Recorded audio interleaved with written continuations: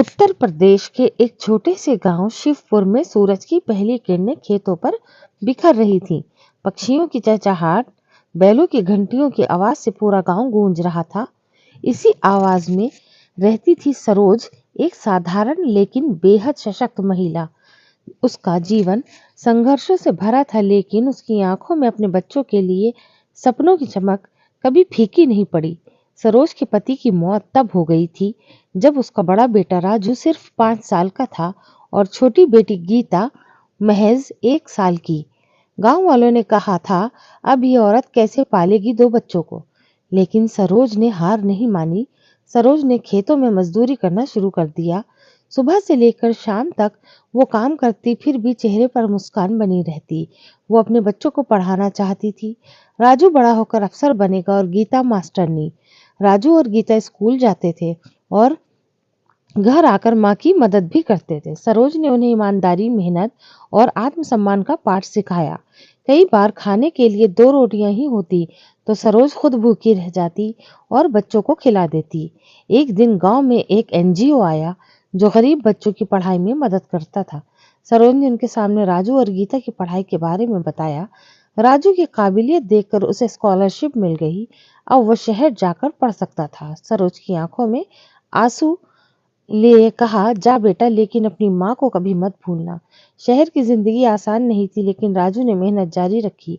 वो कॉलेज गया, part time नौकरी की और अपनी माँ की भेजी भेजी गई हर चिट्ठी को पढ़कर रोता रहा। सरोज गांव में अकेली हो गई थी, लेकिन उसके बेटे पर उसे गर्व था। गीता बड़ी हो रही थी, उसने भी माँ के सपनों को अपनाया। स्कूल की पढ़ाई पूरी करके वो गांव की पहली लड़की बनी जो बीए कर रही थी। सरोज ने एक एक पैसा जोड़कर उसकी किताबें खरीदी। समय बीतता गया। राजू अब सरकारी नौकरी में लग गया था। उसने शहर में एक छोटा सा घर भी ले लिया, लेकिन माँ को लाने के लिए बात हर बार टल जाती थी। अभी जगह कम है माँ, थोड़े दिन में आ जाओगी, वो कहता था।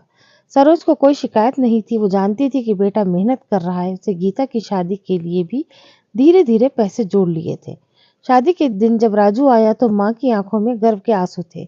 गीता की विदाई के बाद सरोज पूरी तरह अकेली रह गई थी।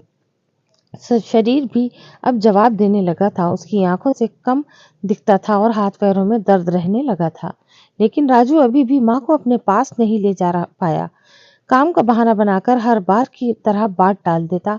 एक दिन गीता ने फोन किया राजू को, भैया माँ की तबीयत ठीक नहीं रहती, बहुत कमजोर हो गई हैं। इस बार राजू छुट्टी लेकर गांव आया। माँ बिस्तर पर थी, लेकिन चेहरे पर वही सुकून था। उसने बेटे का हाथ थामा और धीमे से कहा, तू आ गया बेटा, अब मैं चैन से मर सकती हूँ। राजू फुट फुट कर रो पड़ा। उसने माँ को शहर ले जाने की जिद की, लेकिन बहुत देर हो चुकी थी। कुछ ही दिनों में सरोज इस दुनिया को अलविदा कह गई। सरोज के जाने के बाद राजू ने गांव में एक स्कूल बनवाया, सरोज विद्या मंदिर। उसने माँ की सारी यादें वहां समर्पित कर दी। हर साल उसकी पुण्यतिथि पर गरीब बच्चों की किताबें और कपड़े बांटे जाते थे। राजू अब एक अफसर है, लेकिन जब भी माँ को याद करता है उसकी आंखें नम हो जाती हैं। गीता अपने बच्चों को हमेशा अपनी नानी की कहानियां सुनाती है। एक ऐसी माँ जो खुद को भूखी रही, लेकिन अपने बच्चों को आगे बढ़ाया।